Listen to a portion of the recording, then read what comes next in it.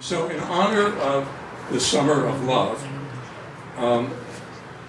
which I was not able to attend because I was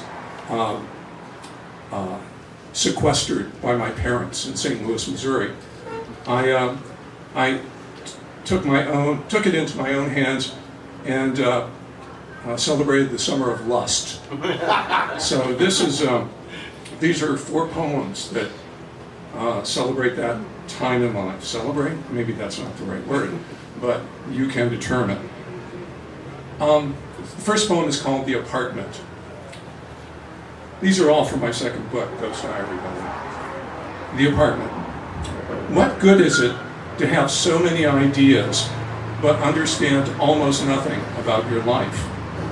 The way a lighthouse on steroids will pump its million candle power clarity into a fog sweeping, endlessly gnashing darkness.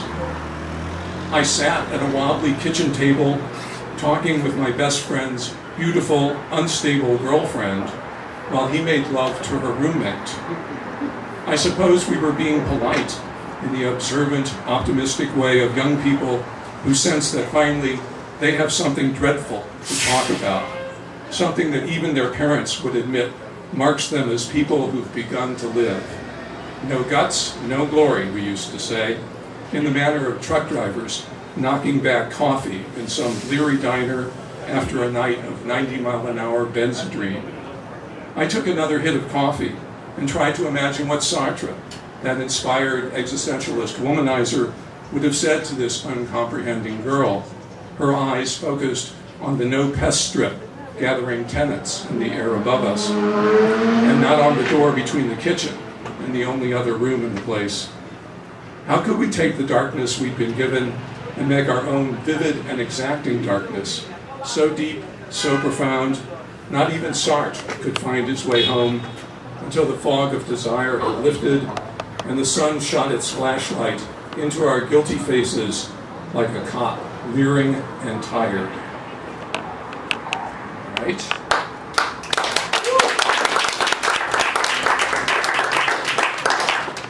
I like to tell stories in my poem.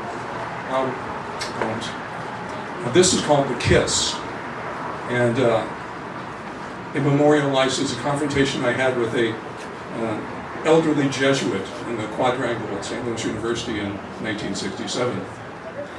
The Kiss.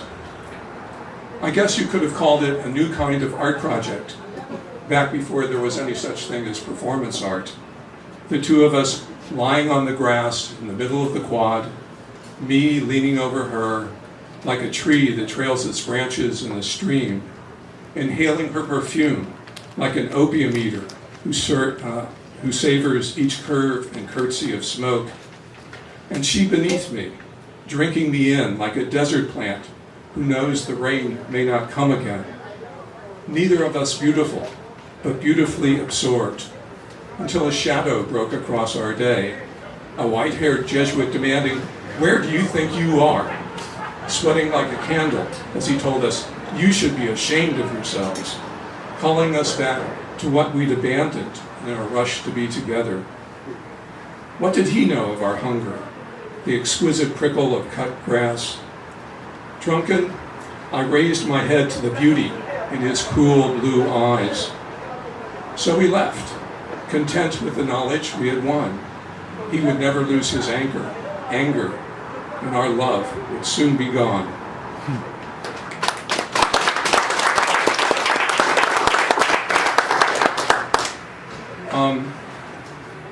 I assume that there are people who remember Buddy Holly.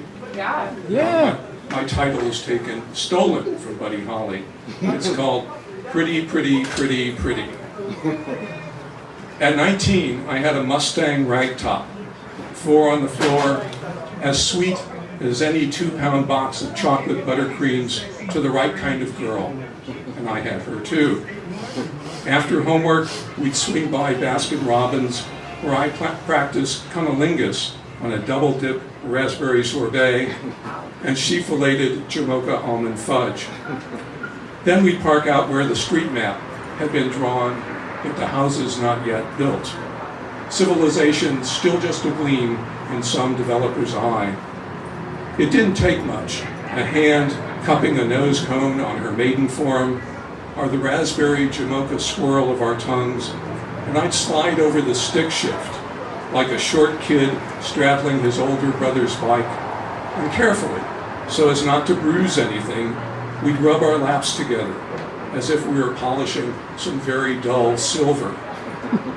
No worry about getting pregnant. Those brave seamen died stranded on the desert isle of my shorts. As for her, she was the only girl I ever knew who could come just by buffing the fabric between her legs. It took a while, but so did putting a man in orbit. American to our core, we were a couple of sticks of dynamite playing with matches.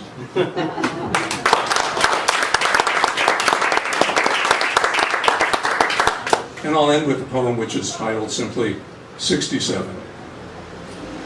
It was the year before I got married the first time. Many terrible things were happening in the world, and I had some kind of horrible job which lasted right up to the wedding, after which I got another horrible job. I remember driving through the rain, marble drops dropping off and bouncing off the asphalt, and then another time slicing through fog, not really able to see the road, steering almost by memory. Maybe I spent that whole year driving, never arriving. Sometimes the radio would play a song I liked, and for a moment I could sing inside the song the world was making. And sometimes I had a passenger, the girl who became my wife, whom I haven't seen for years. None of what went wrong later mattered in '67. We sat in the car, not caring about the world flying past, comfortable in that small space and content with the way trees swallowed daylight and gave us darkness, the way we folded into one another like a flower closing on itself. There was so much to do in '67, and I did almost none of it, except breathe in pollen, breathe out perfume. Thank you.